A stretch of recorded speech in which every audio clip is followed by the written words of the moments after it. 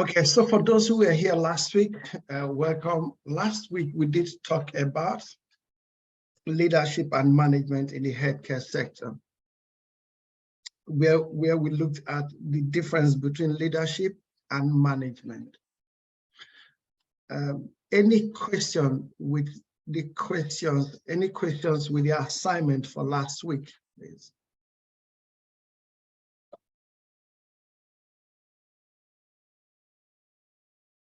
Any questions? Does anybody have any questions for last week? That would be Ejuma or Sarah, because do anybody have any questions for last week? No, we're good. I didn't get to do them. Okay. But then I don't think there's any. No, I don't have any question. Okay. Are we supposed to do this? The questions are sent to you, or just keep doing them? And yeah, so the questions, the questions I sent to you, yes, you are meant to. Okay, but I don't have any questions. Okay. So what we're going to do today is looking through the qualification. What I find is that they've designed it in such a way that these are very practicable things that you'll be doing as a manager. As a registered manager, these are some of the things that you'll be doing. So today's topic is about leading and managing teams in adult care. It's about leading and managing teams in adult care. Okay. And so we're going to talk about some of the things that we're going to talk about, which is about supervision, continuous professional development. Those are things that we're looking at. So to start, let's think about it. That you employ a person, you've been able to, someone has successfully gone through your employment or your recruitment process. Why do you think it's still important for you to train that person? A person has qualified, you've employed the person. Why do you think it's still important for you to train and develop that person? And that's a question, do you think?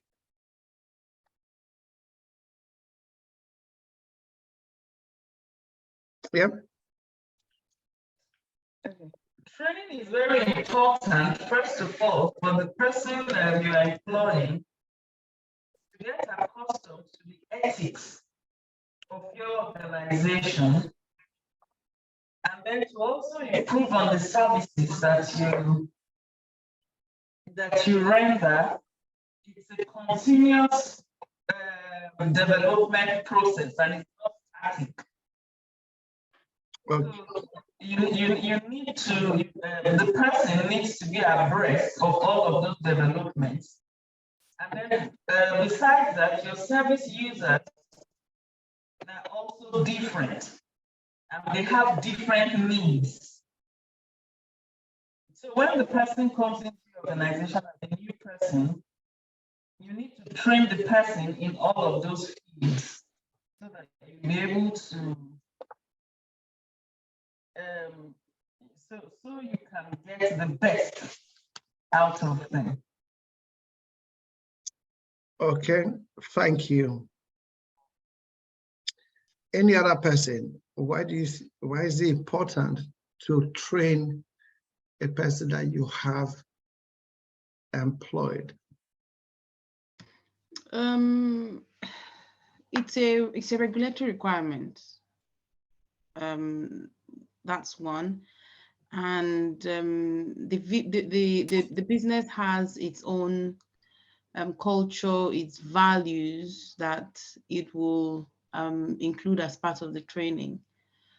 And for the service users, so for that they will be caring for, they need to know what is expected of them from a regulatory perspective, and they need to know their duty of care. For me, even if the person has been working as a carer before, they would probably have trained somewhere else. There is this principle of show me, tell me. So if the regulator comes to audit the business, for instance, and you just tell them that, oh, this person has trained before, you can't really guarantee what they've been trained for, even though they come up with a certificate. That's what I'll say. Thank you. So really, yes, that as an organization, you don't, even though the person that you are employing has been trained, you still don't want to just rely on that training, is it? You want to continuously improve on that person's knowledge and skills. And that is where the professional or continuous professional development comes from. Because yes, the person might have the foundation, but it's important to build on that foundation. By the time you look at the point 3.3, it talked about the purpose and benefit of workforce planning and development. So there's a word about planning. Workforce, what is your understanding about workforce planning? And how does that relate to development?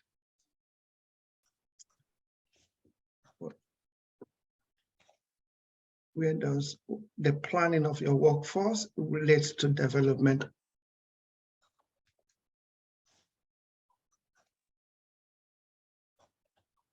Any idea? when I look at any word, I like to look at the basic meaning. So workforce separate, planning separate. Workforce is the people that work for us, and then planning is how do we ensure that we know what the projected say need is. You've not asked us for development, you've asked for workforce planning, right? Okay. As a business, we need to know who is working for us, or if it's a new business, we really don't have that workforce, but we need to plan in order to be able to provide adequate care to our clients. So how, what the activities that we put in place to make sure that we know what is required, and we know what we need to put in place. I'll say that's the workforce planning. How do we meet the minimum regulation as the regulator would have put in place? For instance, from a recruitment perspective, we have to plan. This is the number of staff we need.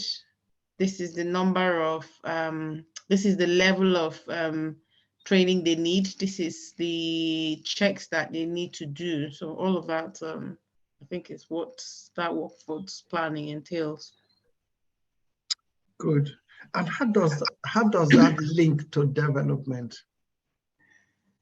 Whether the development of the staff or the development of the organization?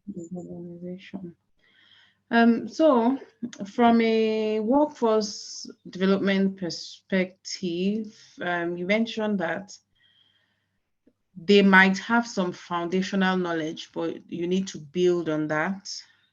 And so when we've recruited them, we have an indication of the qualification they have and the knowledge they have or they claim to have. So developing them will be making sure that they go through the minimum training at least, so we can ensure that if anyone questions us, we'll say there's a baseline knowledge across our workforce. And if we're now trying to build on that, this planning that has made us know who our workforce are and or who makes up our workforce, and the knowledge they have would also help us to know how to best develop them. That's from a workforce perspective. And from a business perspective, what you do to your staff would reflect in the growth of the business. So if the staff are doing very well, and I don't know if the adult care works like some other places where word of mouth helps to at least put you in the eye of another client. If they do well somewhere, you'll get recommendation or referral, as they say. That would help your organization grow. And if your staff are very knowledgeable around the kind of services that they're providing and the regulatory requirements, if someone else does something wrong, they'll be able to call it out. And I think that helps build the culture and value of the business. Thank you. I'm just talking. I don't know if that answers. That's fine. Really, I mean, if let's say you're working without planning, how will you know how many staff that you need in a particular day or in a particular shift? And how will you know who needs to go for training and how many people would need to work, so that some people could go for training, some people could go for holiday? How do you structure it so that your staff could have days off, yet the work still goes on? And really, if you want to, just like you talked about, is that, yes, to be able to provide a good service, if you look after your staff well, if you train them, you develop them, then they are more likely to give you a quality service. Quality service from your staff would affect your client. And if your client or the service users are happy, they are more likely to recommend you to other clients, other service users, which ultimately would lead to the growth or the development of your business or of your organization, as the case may be. Good. Let's go to the next one. And here is talked about the importance of literacy, numeracy, and digital skills in adult care. Why do you think it's really important for staff to have a bit of literacy, a bit of numeracy? Why do you think that is important? Let me try. I think the staff needs all of these attributes to be able to communicate and do their jobs or carry out their tasks effectively. Because with the literacy, they're able to communicate properly with both the organization and the service users. With the numeracy, they're able to collect data to also enhance the tasks they've been given. And then the digital skills, of course, we know these days people are moving to paperless systems. So with those kind of skills, the staff is able to put in as quick as possible whatever data or information they've been able to gather or collect concerning their service users. There is a proper medium of communication between the service user and the organization. Good. Any other person? So let's think about it. Imagine if you have an organization that people don't, how does the use of computer or the use of phone affect care right now? Or what, or how has any of those technologies crept into care? I think, Crystal, you want to say something? Yeah, I just wanted to give some examples about the question just asked, the previous question regarding the numeracy and literacy. To my recollection, when you are a carer, after each task or when you finish your round, you always have to write down a report. And yeah, so you always have to write a report. And when you are a home carer, apart from those reports, you also have to deal with medication, which also needs you to write down what you are providing. And most of the time, especially when you deal with medication, you have a number of tablets that you might require to give to a client, and knowing how to count, if we can say that, knowing how to count, or even if you are a support worker, you are sometimes you would be told to probably take a client out for shopping and you have to deal with money. So all those skills, or all those skills are really important, because you as a carer, you become like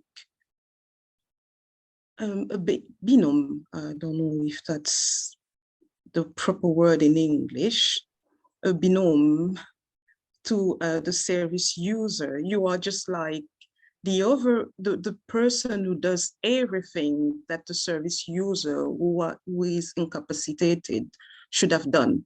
So that's just the basic, I think. A person who wants to work in the care industry needs to know how to communicate, how to write, how to pass on the information, because what you'll be writing down will be very crucial information for a person who will come behind you.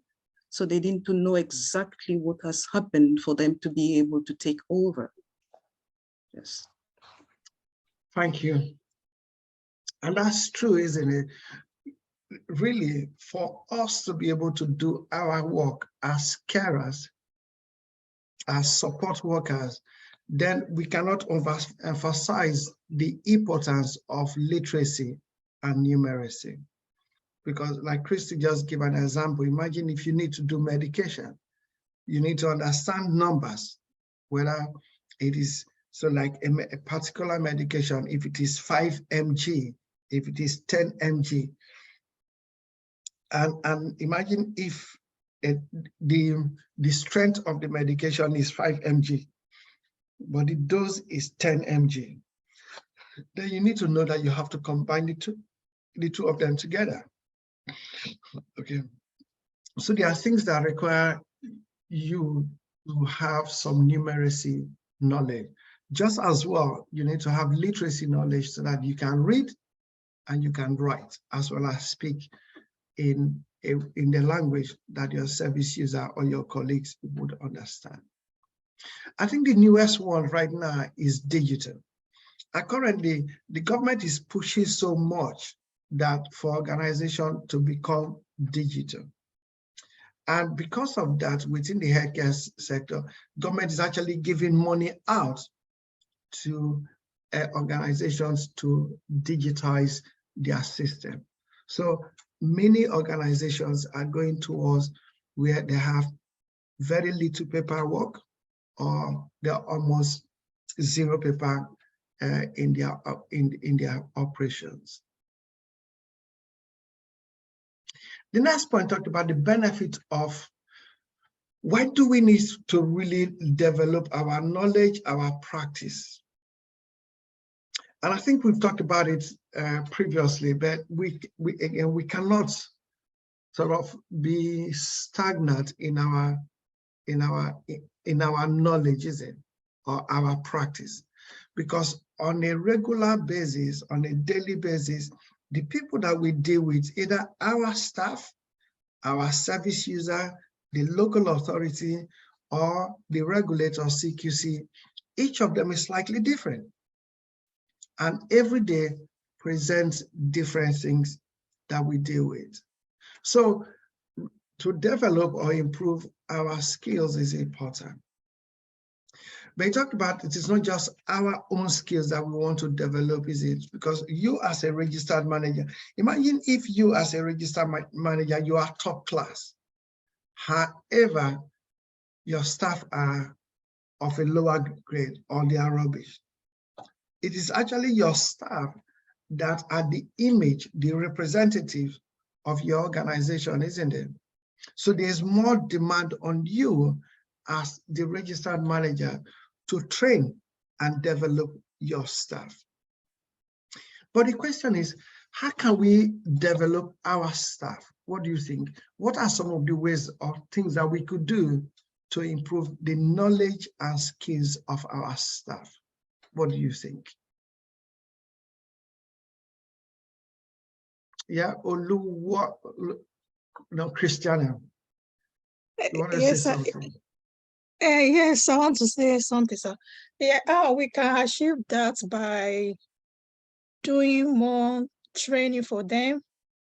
And also in times of, we can also like, in times of supervision, so we'll be able to talk to them to know how we can help them in what area maybe they think they need to be supported.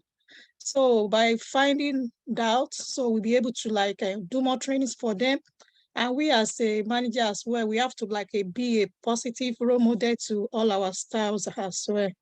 So that's what I just want to chip in, sir. Thank you very much. Thank you. Any other person?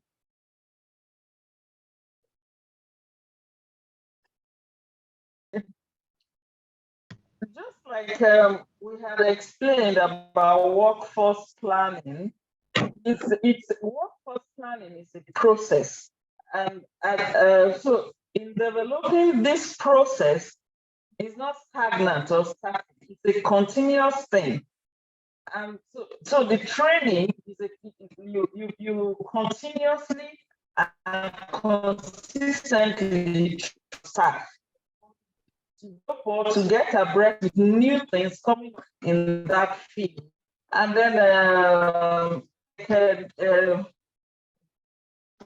just explain, we need to put ourselves in a position of mentorship where our staff also learn from us. What they pick up from us, a system that we have already developed, and then they follow those things. Thank you. Sarah, you wanted to say something? Oh, I just wanted to add, I think the same thing that has been said. It's providing access to the training for them, like making use of the portals that people do now. I think a lot of companies, rather than do every day we go and do training, they have those portals and they make them available, and then you can track what's happening, because some people will say they've done the training but they haven't. I'm one of them, so I know. So you can track them, and then another, I don't know if that works in the adult care industry, but from time to time some teams do team sharing. Maybe 10-15 minutes someone will pick a topic and talk about, and that way you know that knowledge is being shared and people are being developed. Yeah. That's fine. Thank you. And really, like all of you talked about, the different things to be able to develop your staff. And developing staff should not just be a mental exercise, or they ask us to do training, so let me just do training. And like Sarah mentioned, it's not just about to say, oh, okay, now you can do online training. So you sign up your staff and let them do the online training, and without really checking whether they are the persons who is doing it or not. Because there's a possibility that if you create an online platform for me, instead of me going there, I could just call my friend, I could call my children, call someone, and then they will be able to do it for me. But you want to really check if it is me who have done it. And some of the ways that you could check, like you talk about, is things like giving them an exercise, let them do. So in my organization currently, we do what is called a mental exercise. So every month we pick up a topic and then we ask everybody to write towards it. Okay, and when we ask them to write towards it, we even ask them to say, give example of how that topic linked to your work. So if you bring something straight from the internet, we're able to tell you to say, no, this does not relate to us. You need to link it to the job that you are doing. But also, another thing that Christiana talked about is supervision, because when we move on, we're going to talk about supervision as form of development. Good. So let's go to 3.7 that talked about factors. It talked about factors to consider when identifying, planning, selecting, and thinking or commissioning activities for learning and professional development. There's a lot of loads of words in that. But really what it brings down to is that as an organization and as a registered manager, what you would find is that there are loads of training courses, or there are loads of professional development activities that your staff can do. But you do know that sometimes, either because of time, either because of finance, or other factors, you might not be able to do all of them. So what would help you to be able to, sift through, or what will be able to help you to say, course A is better for my people than course B? Or what would help you to say, course C is better for my people than course A? What are some things that you think you need to think about to be able to decide on what professional development activities that your staff should go for? What do you think? Let me try. Yeah. I think in doing that, you first of all have to identify the needs of your organization and also the needs of the people you are going to render services. When you identify those needs, you are able to plan towards it. Of course, like you have information and development you need to be abreast of. But when you identify your needs, when you identify your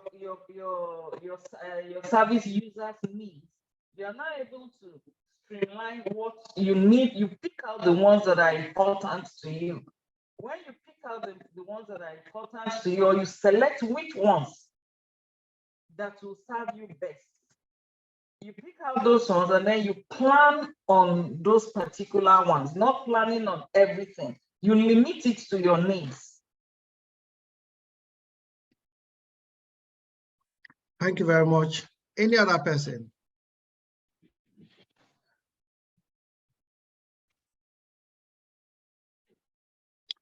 What are some factors that you want to consider in choosing a development activity for your staff? Just to add on what Ijuma said, I think it's also important to know maybe the educational background of the staff, because for in the care industry, we here in the UK, we do sometimes find people who have masters or degrees, but who end up being carers. And well, I do think that for those ones, it's going to be a waste of money to ask them to go and do a numeracy course, because they have those abilities to work with numbers and also with letters. So I guess that knowing which are our staff's strengths and weaknesses are also important before planning for any training or any development. Maybe the training should be, how can I say that? The training should be tailored according to people, the staff need weaknesses and strength. That's fine. Thank you, Crystal. That's definitely true, isn't it? So you need to really look at those two things that Crystal and Ejima talk about. You need to think about your organization's need, and then you need to also think about your staff need. Okay, and of course, in terms of your staff need, you need to look at their level, because you don't want to put someone. Imagine someone who has done a master's degree program or even done a bachelor degree. If you probably put them for a level 2 or a level 1 qualification, they probably find it too easy to do, isn't it? It will not be tasking enough for them. However, for someone who's just completed secondary school education, if you put them in level 3, they might not be able to operate at that level. Again, right now, there's a new training that they've introduced for people who work with autism and learning disability. So if you are an organization that is providing support to those people, then you want to ensure that all of your staff do that. If you are working with people who have PEG feed, or people who have stomach bag, or people who have catheter, again, you want to provide training for them to be able to be conversant and competent in that area. 3.8 then talked about reflective practice. What is reflective practice by your understanding? And why is reflective practice important?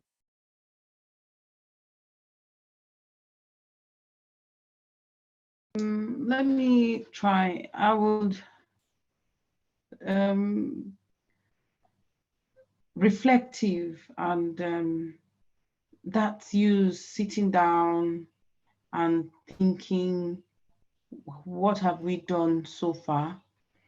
How have we done it, and what have we achieved? Where have we missed things that we're supposed to do? So like taking stock of or inventory of what has happened, and learn from whatever lessons, or learn whatever lessons that need to be learned, and then where we've missed anything, in how do we improve those areas. I would say that that's how you assess.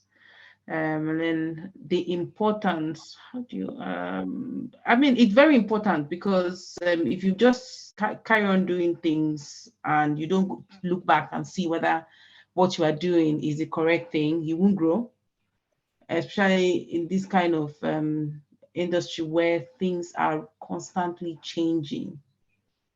And then the environment where we find ourselves, where people are very quick to complain. So you just need to know what is happening and improve where you need to improve. That's correct. Thank you. So definitely reflective practice is important, isn't it? It's just asking yourself, what have you done? Have you done it well? Have you not done it well? And even if you've done it well, where can you make improvement? And it's always an important thing to do. Okay. You talked about that we need to look at different reflective models and how how each of them relate to the work that you do. Just again, I'm just conscious of time, so I probably need to speed it up a bit. And he goes on to talk about 5.1, talked about to say, if we're looking at current requirement of legislation, code of practice, and agreed ways of working, and structures of professional supervision. And really all between 5.1, 5.2, and 5.3 is all about supervision and professional supervision. And you would agree with me that supervising, putting supervision in our work life is important. Because how will you know what your staff are going through? How will you be able to speak to your staff if you don't have supervision with them? I remember supervision is also part, which is Christina mentioned, it's also part of learning, because it's an opportunity for you to be able to pass on some information to the staff. So really, supervision should be encouraged in an organization. It provides opportunity for you to listen and hear from the staff, just as the staff has an opportunity to listen and hear from you. And then more importantly, both of you can agree on some development points that the staff should be working towards. One of the things that I talked about it is, if you look at 5.4, say, you should describe how supervision is used to support and protect the supervisee, the individuals, the carers, and their family. And also, 5.5 then talk about how supervision can be used to protect the supervisor as well as the organization. So yes, when you are looking at supervision, when you do supervision, it's important that almost there's this thing about to say, whatever is said in that supervision remains in that supervision, except of course, there is confidentiality. Okay, and if something has to be disclosed, maybe someone, your staff or your supervisee has mentioned something to you that you know you cannot keep, then it needs to be discussed and you need to report it. So before the start of the supervision process, you need to be able to explain that to the supervisee, to say that as part of the process, if there's anything that they disclose to you, one, they should have the confidence that you will protect their integrity, you will protect their identity. But if it's something that breaks, if something that has confidentiality in it, it's involved the welfare of a service user, the welfare of any staff, something like abuse, then you cannot keep it, is it? You must be able to report it. But they need to have that trust in you. It also talked about in 5.6, then talked about to say the welfare of the supervisee. So supervision is not just about to say a tick box exercise. It's just to say, okay, let's do it so that when the CQC or the local authority come around, they would know that we have done supervision. But it's an important exercise to get to know your staff. And it's an exercise that if, for example, your staff are going through rough time, if they are finding it difficult dealing with something, one of the easiest questions most people ask during supervision is, how is work? Is there any changes that they would like to be made to their rota, to their shift pattern, those things? And are they having a work-life balance? Okay, even though we might not always do everything that the supervisee wants, but it is important that we ask and that we show to them that we care. 5.7, they talked about, of course, the influence of both internal and external factors that will affect supervision's objective. So you look at the needs of the organizations, you look at the needs of either the other external factors that would influence it. So is there a question, is there something that needs to be discussed? Okay, do maybe CQC wants you to do something and you will use supervision to be able to achieve that?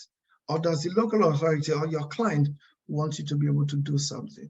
Again, that would affect the way you do your supervision. But remember, I talked about that, of course, when you are doing supervision, supervision is not a standalone process, isn't it? Because it goes alongside appraisal, it goes alongside other training processes that you put in place. And in all, he talked about it is for the development and the aspiration of the supervisee. 5.9 then talk about the factors which result in a power imbalance in professional supervision and how to address them. Of course, you do not want to use your position as the registered manager or as the supervisor to take over supervision, isn't it? Or to force your ways on the supervisee. I think really what should happen is, what should more apparent is the organization. But you want a situation where you make your staff, you encourage your staff to be part of that organization, because you will get the best out of them if they are part of the organization, if they see themselves as part of the organization, rather than they are just there as a piece of object can be used any how you want them to be. But you really want them to understand that for the organization to grow, for the organization to progress, just as them as individuals to progress, you need each other. They need the organization to be able to grow. The organization need them to grow. So as long as we work together as a team, then we'll be able to build and grow an organization that could stand the test of time. But don't forget that there could also be challenges. As much as we would like to have supervision, but the life of a registered manager is a very busy one, isn't it? So timing could be an issue. You might not have time because there are loads of things that you need to do. There are so many contracts that you might be pursuing. There are so many demands about looking after other staff. Okay, you might be, especially for a small organization, maybe sometimes you go and provide the care yourself. Much as those challenges are there, it requires planning. And it requires you understanding that supervision, when it is done and done right, would contribute to the effective running of your organization. Sorry, I had to do it as quickly as possible because I didn't want to. Any questions, please? Is there any material that we can read, or is it just these questions we have to research? So I could recommend books for you, but many times it will be researching them. Okay. Because I think the way, what you understand, the way the qualification is designed is not designed based on a textbook you get. Yeah, okay. You understand, it's not. So supervision could be done anywhere, or you could read about supervision from different textbooks. But how do you apply it to the healthcare sector? Yeah. I think that is what it is. Okay. But I could look at and recommend some books for you in terms of the level 5 in health and social care.